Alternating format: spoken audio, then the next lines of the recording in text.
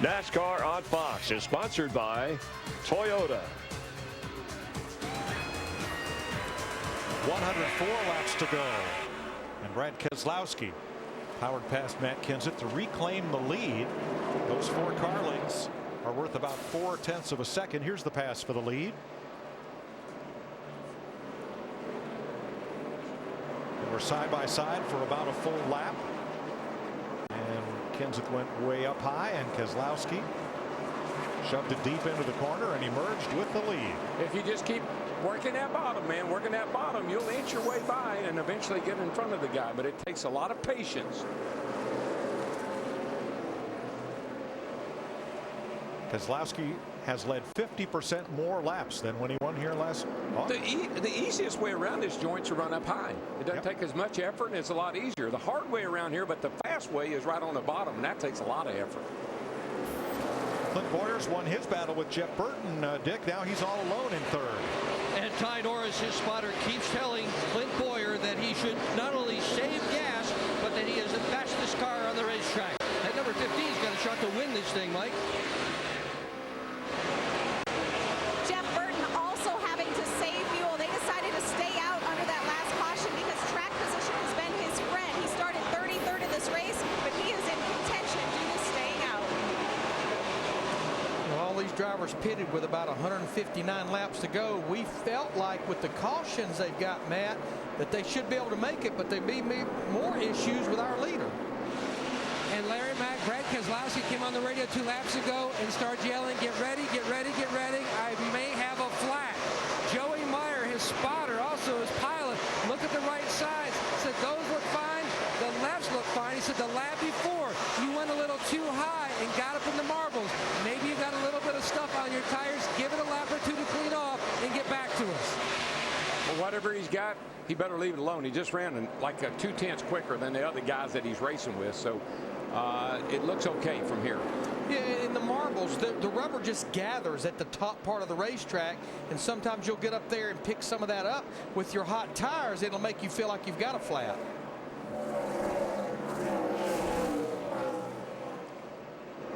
About 20 laps ago, when he was trying to get by Matt Kenseth, there's a little contact at the right front.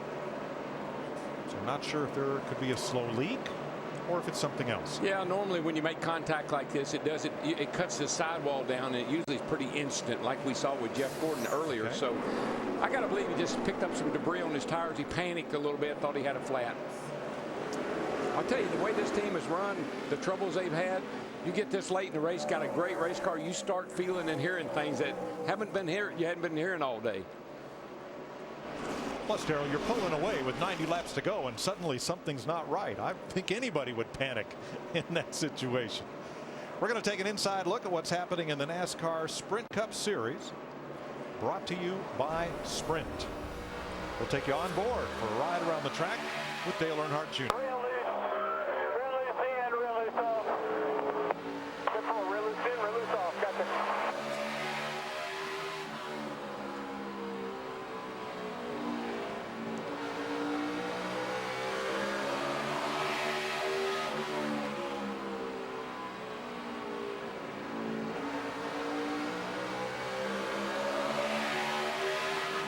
Get unlimited access to the NASCAR Sprint Cup Series on your Android-powered device. Learn more at sprint.com/speed. Dale Jr. in 6th, just ahead of him, Brian Vickers, scrapping with the 31 of Jeff Burton. And what a comeback race for Vickers, who's been out of the seat since last November and has picked up this 6-race deal with Michael Waltrip Racing. I am impressed. I really am impressed with Brian. The quality of his driving today, his decision making, all the things it takes to be good at Bristol. He's been on his game today. You know, just 2 spots behind Brian Vickers, Martin Truex Jr. in the 56 car. This just goes to show you can't afford to have a bad pit stop, because, Krista, remember, they had a bad stop early in the race, and it's taken them all race to recover, Krista. Yeah, it has. Martin tried to act as a cheerleader to his team earlier in the race, but you know, Larry, he's been good all weekend. They were so good in practice. The teammate Clint Boyer actually used Martin's setup for this race. Martin also made a track bar adjustment that has certainly helped. Right now, Michael Waltrip Racing, they have cars running in 3rd, 5th, and 7th. Martin Truex second here last August. In 1927, record producer Ralph Peer taped local folk music, and Bristol is the birthplace of country music.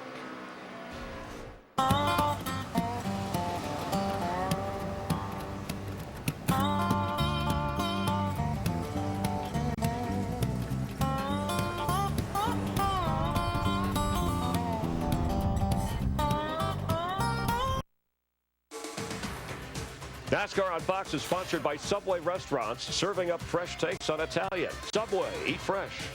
And by Farmers. We are insurance. We are farmers. 75 laps to go. Brad Keselowski skillfully negotiated traffic, but that brought Matt Kenseth right back to his bumper. And there they sit, 1-2, Dodge and Ford with 74 to go. That 17 is stalking, right? He's back there lurking around, just looking things over. And here's your third place car, Clint Boyer. He's 3.5 seconds back. First of the Toyotas. And about 1.5 seconds behind Boyer is Brian Vickers. Great drive he has had. A couple of lap cars there. Casey Mears and Casey Kane. Dave Blaney. And here's Vickers, having a great drive from 25th place. Dale Earnhardt Jr. led a couple of laps today. Heard the juniors say a little while ago that his car was loose in and loose off, so he's fighting two pretty important things here. Can't get in, can't get off. Jeff Burton didn't qualify well, but he's been up in the top half dozen since skipping the first caution flag pit stop. And here's Martin Truex. Yeah, he was one of the drivers that came to pit road on that last caution, so we feel like if any of the others are a little margin on fuel, he definitely would be one that should be able to make it to the end. Jimmy Johnson running 8th, and Greg Biffle, our pole sitter, there in 9th, along with the rest of the leaders except Truex. They stopped back at lap 342. Truex came in at 367, and so did Tony Stewart, who used a free pass to get back onto the lead lap and then fought his way up into the top 10. Boy, he and Montoya have spent a lot of time together today, those two red cars. But Montoya also came in at 367, along with his teammate Jamie McMurray, and they run 11th and 12th on the lead lap. And this is great for Jamie McMurray. Had that 8th place finish at Las Vegas last week, working here trying to get maybe 2 consecutive top 10 finishes. The other two Childress cars, Paul Menard and Kevin Harvick, also came in at 367. They can go the distance. Menard in 13th. And Kevin Harvick, despite that crash damage at lap 24, he's been on the lead lap the whole rest of the day. Menard is interesting. Every year, start the season, he and Slugger Labby are really good. They got a great race car. They run up front. They need to figure out what they're doing wrong in the last half of the season, but they got the first half nailed. And the final lead lap car is Ryan Newman. Newman got the free pass on this most recent caution to put him back on the lead lap. And along with Kurt Busch's 1 lap down. He is one of 5 cars, 1 lap in arrears. Yeah, with 65 to go, Joey Logano in the 20 right now is the first driver lap down. Joey would certainly love to see a caution get his free pass. How close are we going to be on fuel, Larry? I think for those top 6 or 7 drivers, I know we had those cautions. It's going to be borderline, and I think we've heard that chatter on the radio. Eric Almirola qualified well, started 7th. He is 1 lap down behind Logano. And then our outside pole sitter, A.J. Allmendinger, had a car that just went evil handling on him. Couldn't drive it, pulled it in, got tires, and he is currently 18th, 1 lap down. Yeah, he fought with that car there, that one stretch where the car was just sideways on the straightaways. That got him behind, hadn't been able to catch back up. Allmendinger. So we saw Kurt Busch in 19th. Here's Denny Hamlin 20th. He's the last car 1 lap down. Took the wave around 2 cautions ago and then cycled back with everybody else. With 62 laps to go, we'll take you side by side. You are watching NASCAR on Fox. 56 laps to go in Bristol, and Brad Keselowski's got to wonder, how much does Matt Kenseth have left for him, and when will Kenseth make his move?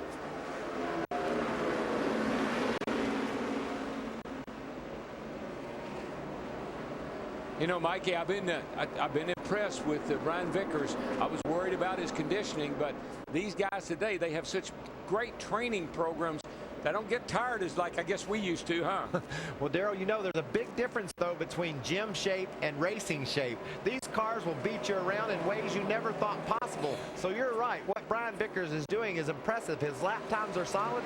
I'm not sure Rodney Childers, Vickers' crew chief, was being completely transparent with Dick, because I got a text saying, oh, no, we're pretty close on gas. So there's still a lot of drama. But, Darrell, you've got 2.5 hours. 450 laps invested in this baby. You want to bring it home now. Yeah, and what Michael's talking about, Dick Bergman was telling us during commercial that Rodney Childers told him they were good to go.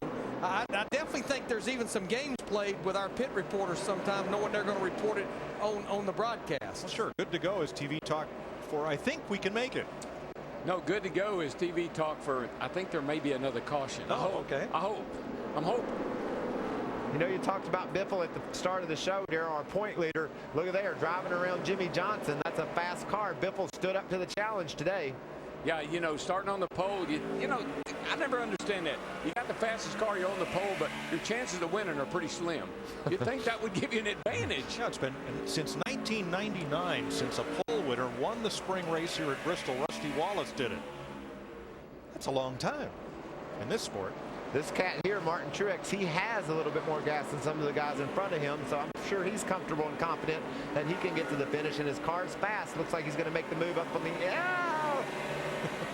little squeeze play there, getting around Jeff Burton. But Truex rallying from a bad pit stop earlier in the race, now up to the 6th spot, and he has a fast car too. Was that TV talk for he almost put my car in the fence? I think that's what that was. That's when you get on that radio and say, tell his spotter. Right. Of the top 10, 2 drivers we're sure have enough fuel to make the finish, and that's Martin Truex and Tony Stewart. Leaders working Kurt Busch here. Kenseth lurking on Brad Keselowski with 47 to go. Side by side, almost, and that hold just closes right up, Matt. Mike, you can add the 2 of Keselowski and the 17 of Kenseth to the list of guys that can make it to the end on fuel. Joey Meyer, Keselowski's spotter, keeps telling him it's a wash down in 1 and 2. You two are even, but where he is getting you is right before the center, down in 3 and 4. That's where you're vulnerable. Now, I tell you where they're vulnerable at is getting around these lap cars. That just about opened the door for Kenseth to get by Keselowski. The 51 of Busch there was a pick. Well, this is going to be a tough one next, because Allmendinger is racing Almirola for position. They were side by side, but Allmendinger is Keselowski's teammate. Goes single file to give the leaders a clear path. Yeah, AJ Allmendinger just took one for the team right there. I believe so, but I think that 17 is a little bit better than the 2 right now. The 17 looks like he's going to be able to make a pass here before this thing gets too much further along. 42 laps to go. And they're actually coming up on Ryan Newman in the 39 car. Ryan would be the last car on the lead lap right now.